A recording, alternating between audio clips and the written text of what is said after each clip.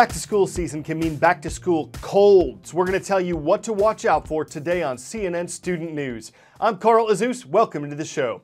On average, you can expect to get about 4 to 6 colds per year. And you've heard how to avoid them. Wash your hands with soap. If you haven't done that, don't touch your face or your food. Don't kiss or drink after people who are sick.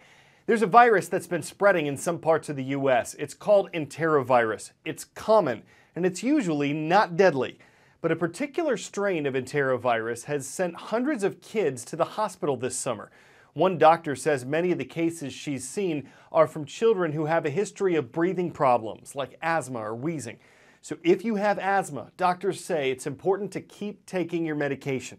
Other signs to watch out for in this particular strain of enterovirus include coughing, fever, or getting a rash. This particular virus is called enterovirus D68, and they're seeing it mostly in the Midwest and the Southeast. There are dozens and dozens of different types of enteroviruses, and they cause different kinds of symptoms. Some cause respiratory symptoms, others might cause gastrointestinal symptoms, and often an enterovirus is really no big deal. If you've ever had a summer cold, there's a very good chance that that was caused by an enterovirus. But there's something about D68 that makes it worse. There's something about this particular type of enterovirus that gives much more severe symptoms that often land people in the hospital. For example, let's just look at Mercy Hospital. It's a children's hospital in Kansas City, Missouri. They've had more than 400 children in the hospital with signs of this virus. 60 of those children have ended up in intensive care. And this is the important part, that's been in less than a month. That's pretty severe. Pediatricians there say they've never seen anything like it. This type of enterovirus has been around since the 1960s. It's popped up here and there in the United States and in other countries as well. They don't know why it's gotten so bad this year. When your parents tell you school is expensive, here's what they mean. 5 things to know about back-to-school shopping. 1. It actually impacts the economy. The U.S. back-to-school season is second only to the Christmas season for retail shopping. 2. The cost of school supplies has skyrocketed. The National Retail Federation says it's gone up by almost 50% in 5 years. 3. This year, American shoppers will spend over $26.5 billion on 50 million public school students. That works out to $530 per student. 4. Electronics are the most expensive back-to-school items, no surprise, but clothes or school uniforms account for over $200 per student. Shoes, an average of $116, and stuff like bags, books, and lunch boxes add another $100 a student. 5. Some parents are trying to keep their costs down. About a third say they plan to spend less this year. How? One way is by buying generic items instead of big brands. An ancient Egyptian mummy once had a passport. In the 1970s, scientists flew the remains of Ramses II to France for examination. It was given a passport that read, "King, deceased." Now that's random. Next story today takes us to Southeast Asia, where the annual monsoon rains have brought misery and destruction. Hundreds of people have died in flooding in India and Pakistan. Tens of thousands have had to leave their homes. And this is in an area that's used to wet weather in late summer. What's making things worse this time around, besides record amounts of rainfall, is the fact that roads and bridges have been washed out, so aid workers have trouble getting help to the people who need it. Normally, the monsoon has eased by early September. Heavy rainfall is still in the forecast for days to come. India is the world's most populated country, but about 30% of that population lives below the poverty line, twice that of the U.S. It explains why in some areas, electricity is still the way of the future. In much of rural India, this is how women step out at night. This is how children do their homework. A fourth of India's 1.2 billion people have no access to electricity. And in this state of Bihar, one of India's poorest, more than 80% live in darkness. We always used to wonder what it would be like to have light, how wonderful life would be, she says. For decades, Tarnai was just another one of Bihar's 19,000 villages without electricity. Government-owned power lines stopped working decades ago. This village has everything. It has a school, it has a hospital, it has a railway station. But one thing is holding them back, that is electricity. Greenpeace India, along with other local non-governmental organizations, turned Tarnai into a pilot project to see how power can make a difference.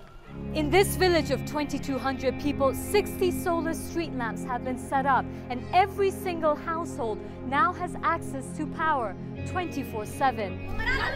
With India's ever-increasing population and insufficient resources, Greenpeace says the country needs to look at alternative energy. In July, Tarnai became energy independent. Suddenly, it feels like light has come into our lives. Our children can study easily. We can walk around freely. We're finally happy, he says. It's still far from developed, but villages now have access to basic trappings of modernity. The ability to charge your mobile phones at home, fans and temperatures that often hit 40 degrees Celsius, even computers, and most of all, confidence that they are now part of the new India. Next up today, Northern California. It's where you'll find Yosemite National Park. It's also where a historic drought has made conditions perfect for wildfires. Around 100 hikers found that out this week. A wildfire that started on Sunday near the Half Dome Peak in Yosemite's wilderness quickly scorched the equivalent of 700 football fields of land. Suddenly, dozens of hikers in the park were in need of rescue. Officials don't know yet what caused the fire, but the parched earth combined with whipping winds helped it spread. One rescued hiker felt fortunate, not just to be out of danger, but for the sunset ride he got in a rescue helicopter. Those are playing a number of important roles in disaster areas. This is the Firehawk, one of the most powerful firefighting tools in the skies of California. Record heat, strong winds, and low humidity are fueling several fires across Southern California. There have been some 25,000 wildfires in the U.S. this year, and more than 2,500 of those have been in California, burning over 18,000 acres. As the state suffers one of the worst droughts on record, it's leveraging crafts like this modified Blackhawk to combat what could be a record-breaking fire season.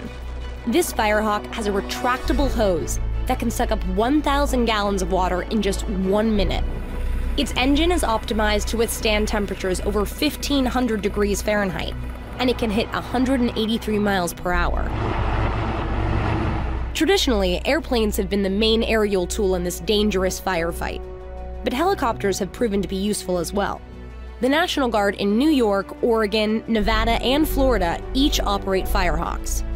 Besides dropping water, helicopters can touch down in mountainous terrain and perform critical rescue missions.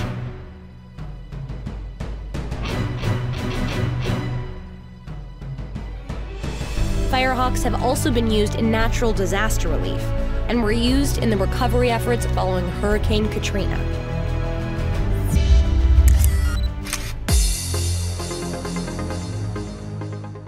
From Tuesday's transcript page at cnnstudentnews.com, here are 3 of the thousands of requests we got for the roll call. The students at Gwacheon Foreign Language High School are watching. It's great to see all of you in Gwacheon, South Korea.